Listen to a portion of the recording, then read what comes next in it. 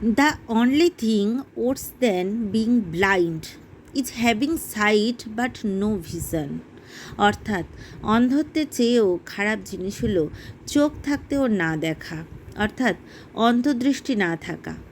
Hello friends, আমি Shipra Ghosh, West Bengal, India. এখানে একটা অন্তর্নিহিত অর্থ লুকিয়ে আছে, দৃষ্টি বা ভিশন। আর ভিশনটা কি? Purpose of life. আমরা অনপ্যাসিভের একটা পার্ট।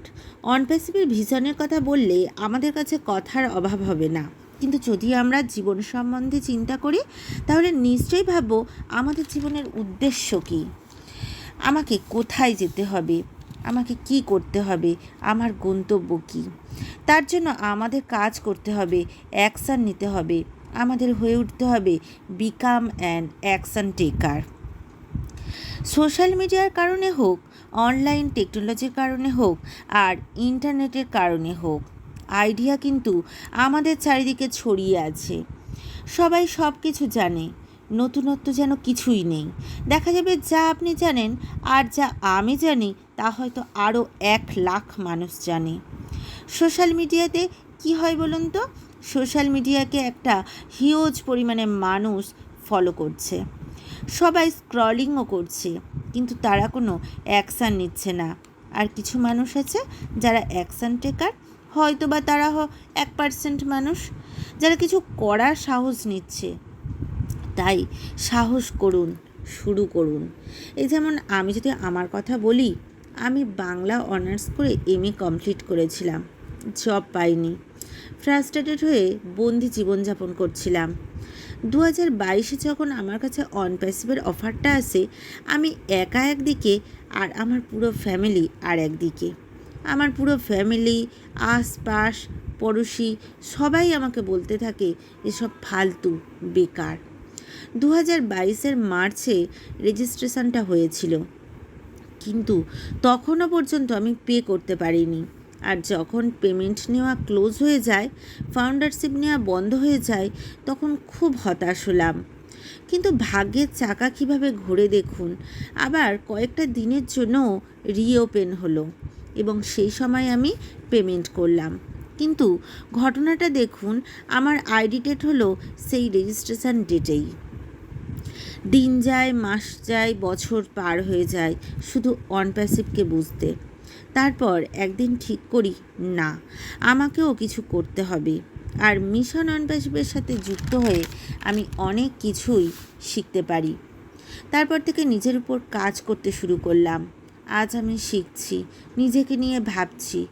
একটা সময় যে আমার মধ্যে বেঁচে থাকার কারণটা মরে গিয়েছিল, এখন আমার মধ্যে এই অনপ্যাসিভের দৌলতেই নতুন প্রাণের সঞ্চার হয়েছে। আসল কথা কি, সারা দিন ধরে যদি আমরা ভাবতেই থাকি এটা করব, ওটা করব, আর করব করব করেই কেটে যায়, তাই তাই যেটা আমাদের মনে হচ্ছে সেটাই করা উচিত। আর স্টার্টিংয়ের একটা ফর্মুলা কি জানেন তো? Start now, improve letter. তো এই এক অভ্যেসকে ফলো করে আমাদের হয়ে উঠতে হবে বিকাম অ্যান অ্যাকশান টেকার। এ তো গেল আমাদের নিজেদের উপর ফোকাস করা, নিজেদেরকে বিল্ড করার, নিজেদের ভিশনকে সুদৃঢ় করার কথা। এবার যদি অনপ্যাসিভের ভিশনের কথা বলি, তো বলতে হবে যে 95% মানুষ যারা অনলাইন ওয়ার্ক করে, যারা সাকসেস হতে চায়, তাদেরকে সাকসেস দেওয়ার জন্য আমাদের অনপ্যাসিভ আছে। এখানে কাজ চলছে, হিউম্যানিটি আপলিফটিংয়ের কাজ চলছে। কেননা এখানে আমাদের CEO মুফারেস স্যার যে প্ল্যাটফর্ম বানিয়েছে, সেখানে ফোকাস হলো হিউজ পরিমাণে মানুষজনকে তাদের সাকসেসের পথে এগিয়ে দেওয়া। আসলে আমরা এমন অনেক প্ল্যাটফর্ম দেখেছি যেখানে 2% অথবা 3% অথবা 5% লোক সাকসেস হয়, কিন্তু আমাদের অনপ্যাসিভের লক্ষ্য অন্য জায়গায়। অনপ্যাসিভকে বানানোর উদ্দেশ্যই হলো এখানে যাতে সবাই সাকসেসফুল হতে পারে। আর যেহেতু আমরা অনপ্যাসিভের একটা পার্ট, আমাদের মেন পার্ট কি জানেন তো? আমরা এখানে আছি কেন? আমরা অবভিয়াসলি পয়সার জন্য। তাই এখানে মোটিভ হলো এখান থেকে যাতে আমরা আর্ন করতে পারি। অর্থাৎ প্রতিটা মানুষ যারা অন প্যাসিভের সাথে জুড়বে তারা ফিনান্সিয়াল ফ্রিডমের সাথে সাথে টাইম ফ্রিডমও পাবে। এখন আমরা যে বলে থাকি ফিনান্সিয়াল ফ্রিডম অ্যাচিভ করতে হবে। এখানে ফিনান্সিয়াল ফ্রিডমের ডেফিনেশানটা কী? এই গোলটা প্রতিটি মানুষের কাছে আলাদা আলাদা। কেননা এখানে একটা আমার গল্প মনে পড়ে, একটা কবিতা যেটা আমি স্কুল লাইফে পড়েছিলাম, অন্নপূর্ণা ও ঈশ্বরী পাটনির গল্প। সেখানে আমরা দেখেছিলাম অন্নপূর্ণা যখন ঈশ্বরী পাটনিকে বর চাইতে বলেছিল, তখন ঈশ্বরী পাটনি শুধু বলেছিল, আমার সন্তান যেন থাকে দুধে ভাতে, যার সামনে স্বয়ং একজন দেবী দাঁড়িয়ে আছে।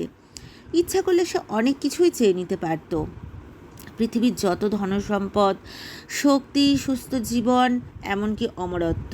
কিন্তু তার কাছে পাওয়ার ইচ্ছাটা ওইটুকুই ছিল, যেন তার সন্তানরা কখনো অভাবের মধ্যে না পড়ে।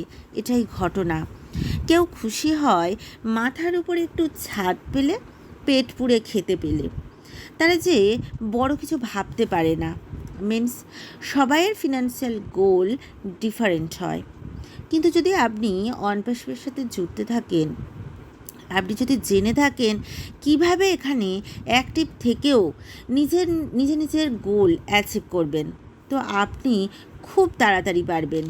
কারণ এটা কেবল আপনিই জানেন যে আপনি ঠিক কতটা হার্ডওয়ার্ক করতে পারবেন, অথবা কিভাবে আপনি আপনার বিজনেসকে অপারেট করতে পারবেন।